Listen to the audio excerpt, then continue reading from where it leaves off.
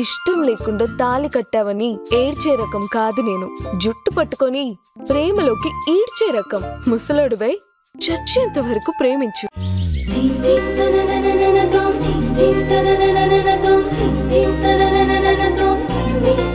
అన్నా, నా మాట వినండి అన్నా. అన్నా వద్దన్నా, ప్లీజ్ అన్నా. అన్నా అన్నా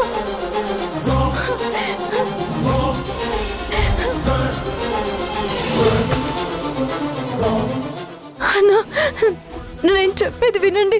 అయ్యో అన్నా, వద్దన్నా వద్దన్నా వద్దన్నా. మా నాన్న ఫోటో తొక్కుతున్నా, దండం పెడుతున్నా.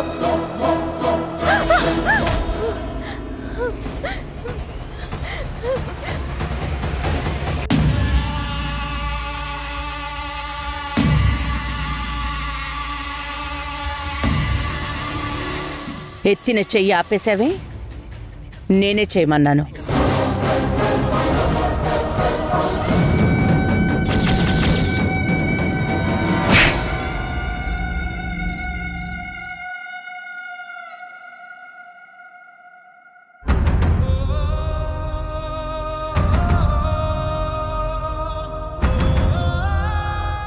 ఇంటి విషయాల్లో ఇంకొకసారి కల్పించుకున్నావంటే గేట్ దగ్గర కాదు, గేట్ బయట నిలబడి అడుక్కోవడానికి కూడా పనికి రాకుండా చేస్తాను.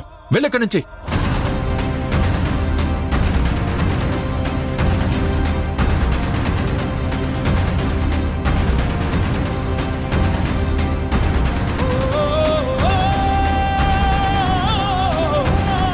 పట్టుకో. అమ్మా, నేను నీకు ముందే చెప్పాను, తను నా బాధ్యత అని. అయినా నువ్వు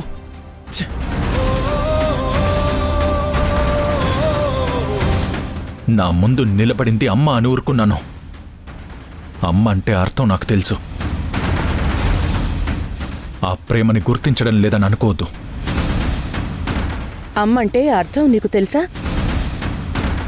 ఏం తెలుసు?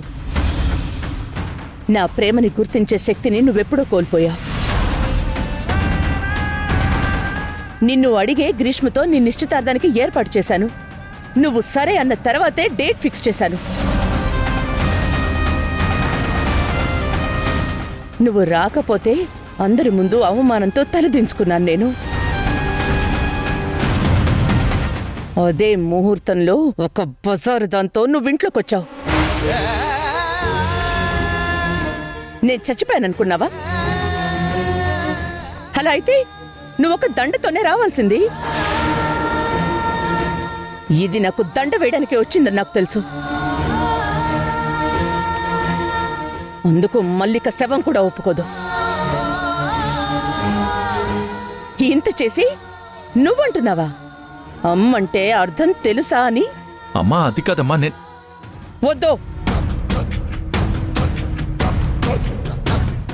నీ మీద నాకు నమ్మకం పోయింది.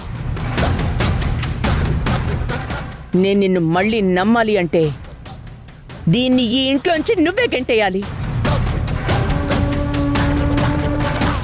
అమ్మా, తనని గెంటేయడానికి కాదు ఇక్కడికి తీసుకొచ్చింది, తనకి నేడివ్వడానికి. అమ్మా, ఈ మొండితనం మంచిది కాదమ్మా. నేను నీకు కావాలి అనుకుంటే దీన్ని తీసుకుని ఇక్కడి నుంచి వెళ్ళిపో. తిరిగి వచ్చినా కూడా పీపీ నిలయం వాకిలి తెరుచుకోదు. నువ్వే నిర్ణయించుకో. పీపీ నిలయం ప్రతిష్టే నాకు ముఖ్యం. నేను వెళ్తే పీపీ నిలయం ప్రతిష్ట పెరుగుతుందా? తనకి నీడనివ్వాలని తీసుకొచ్చాను. ఆ కారణంతోనే నన్ను వెళ్ళిపోమంటే ఆ నిమిషమే తన్ని నేను పెళ్లి చేసుకుంటాను.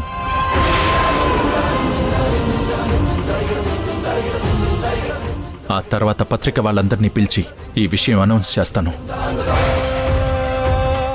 కూలేది మల్లిక మేడం ఇమేజ్. బాగా ఆలోచించి నిర్ణయం తీసుకో.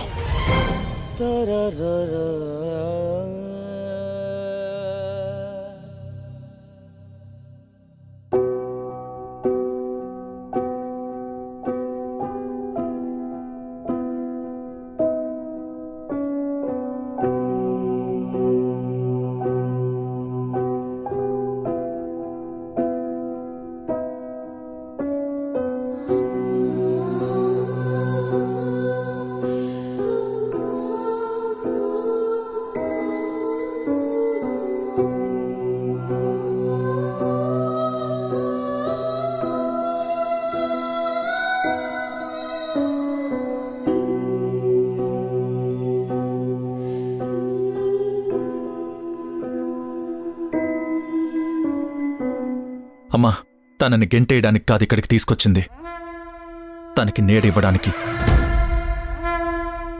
ఆ తర్వాత పత్రిక వాళ్ళందరినీ పిలిచి ఈ విషయం అనౌన్స్ చేస్తాను. కూలేది మల్లిక మేడం ఇమేజ్.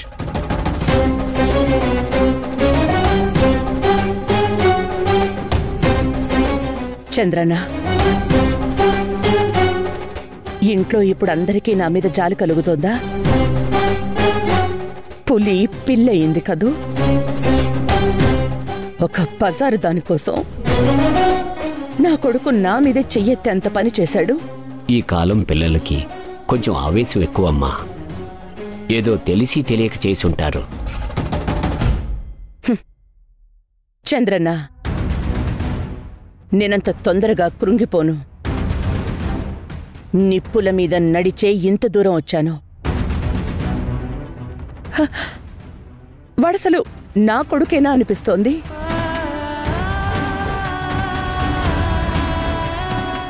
వాడు ఇలా ఎలా మారాడు? అమ్మని కూడా గుర్తించలేనంతగా ఎలా? ద్రోబాబు ఏమీ మారలేదమ్మా. ఏదో చిన్నతనం, సహవాసాలు అంత బాగున్నట్లు లేవు. మీ మనసులో ద్రోబాబు మీద ప్రేమ అస్సలు తగ్గకూడదు. నాకు మాత్రం ప్రేమించడానికి ఎవరున్నారు చంద్రన్న? ఆయన చనిపోయిన తర్వాత వీడే కదా నా ప్రపంచం. వీడన్యాయం అవ్వకూడదనే కదా ఇంత మొండిగా నిలబడి ఈ సామ్రాజ్యాన్ని ఇంతలా నిలబెట్టాను.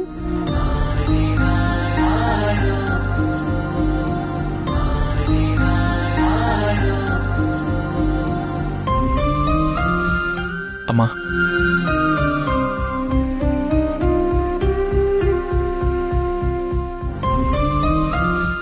ఓ, ఒక చెంప మీద కొడితే ఇంకో చెంప చూపించాలని మహాత్ముడన్నాడు. నేనలాంటి మహాత్మురాల్ని కాదు. కొట్టాలి అనుకుంటే కొట్టే వెళ్ళు. అమ్మా, నా మీద కొంచెం జాలి చూపించమ్మా. నీ మీద నేను జాలి చూపించాలా? ఇప్పుడు పిలిచిన ఈ పిలుపులో ఒక కొడుకు కనిపిస్తున్నాడు. ఇంతకు ముందు నేను విన్న మాటలు బరితెగించి మాట్లాడినా ఒక వీధి రౌడీ రంకెలు. అమ్మా, అది వసుంధరని సెక్యూరిటీ తోసినప్పుడు వెంటనే అలా రియాక్ట్ అయ్యాను. దాన్ని నేను కొడితే నువ్వు నన్ను చంపేస్తావు కదూ. మనసులో వేరే ఉద్దేశంతో నేనలా మాట్లాడలేదమ్మా. ధ్రువ, నీకు ఆ అమ్మాయి అంటే అంతిష్టమా? చెప్పు. అవునమ్మా. ఆ అమ్మాయిని ఇంట్లోంచి పంపించడం నీకు ఇష్టం లేదు, అంతే కదా?